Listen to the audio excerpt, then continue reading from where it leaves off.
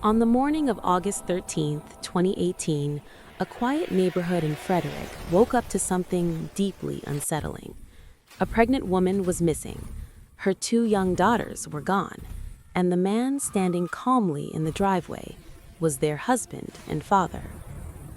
This is the story of Chris Watts, and one of the most chilling family murders in modern American history.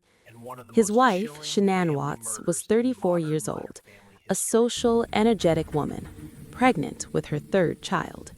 She shared her life openly, her marriage, her children, her dreams. Her daughters, Bella, 4, and Celeste, just 3, were the center of her world.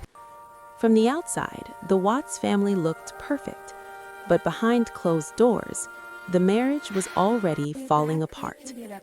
Chris Watts appeared quiet, passive, almost invisible, but in secret he was living a double life. He was having an affair, and instead of choosing divorce, he chose something far darker.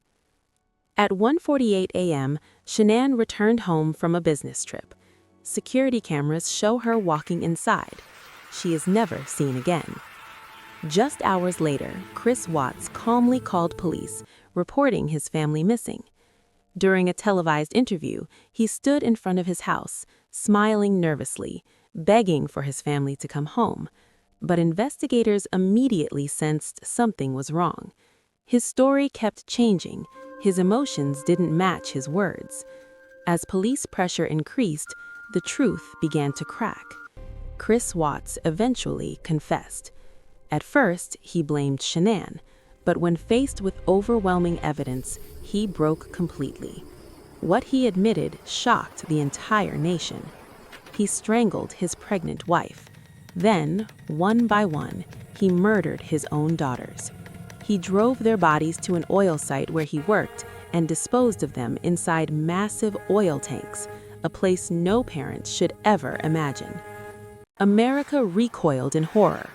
How could a man erase his entire family just to start a new life?